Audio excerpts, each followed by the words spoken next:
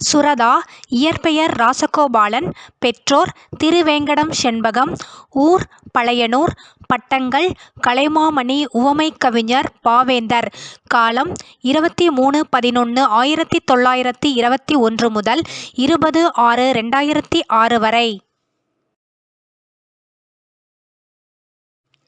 கவிஞர் சுரதா எழுதிய நூல்கள்: தேன்மலை, துறைமுகம், சிரிப்பின் நிழல், சிக்கனம், சுவரும் சுண்ணாம்பும், அமுதும் தேனும், பாரதிதாசன் பரம்பரை.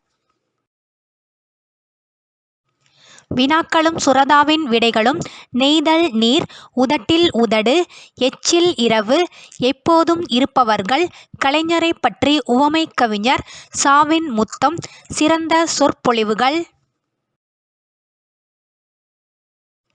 சுரதா கவிதைகள்: சொன்னார்கள், தமிழ்ச்சொல்லாக்கம், தொடாத வாலிபம், நெஞ்சில் நிறுத்துங்கள், பட்டத்தரசி, பாவேந்தரின் காலமேகம், புகழ் மாலை.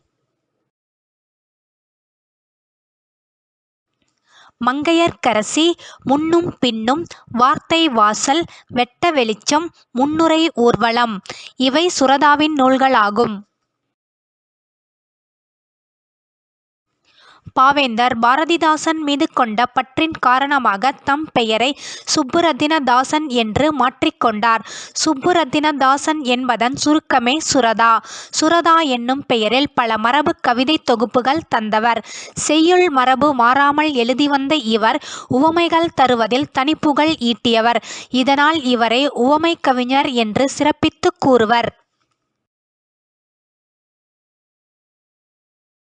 1941 ஜனவரி 14 பாவேந்தர் பாரதிதாசனை முதன்முதல் கண்டு பழகிய சுரதா அவருடன் சில காலம் தங்கியிருந்து அவரது கவிதை பணிக்கு துணை நின்றுள்ளார்.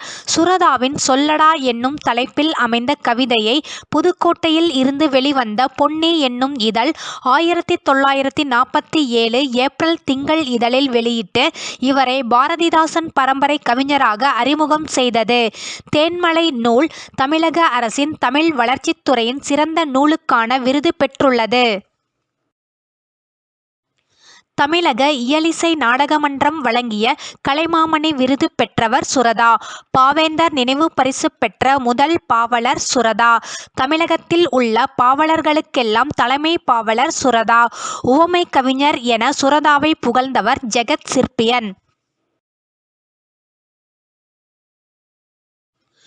கவிஞர் சுரதா எழுதிய கட்டுரை முன்னும் பின்னும்.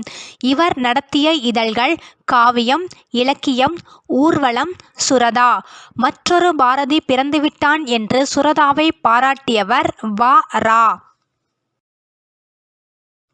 கவிஞர் சுரதாவின் மேற்கோள்கள்: படுத்திருக்கும் வினாக்குறி போல் மீசை வைத்திருக்கும் பாண்டியர்கள்.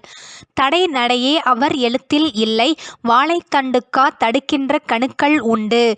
பாரதிதாசன் கவிதை குறித்து சுரதா கூறியது: தித்திக்கும் தமிழிலே முத்து முத்தாய் பாடல் செய்தவர் திருவள்ளுவர். தேன் போலே தித்திக்கும் தமிழிலே.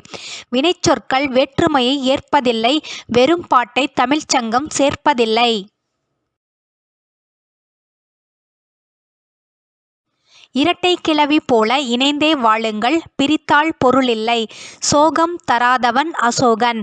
அம்மி அம்மி அரைத்திடவே உதவும் கல்லை அம்மிக்கல் என்கிறோம்.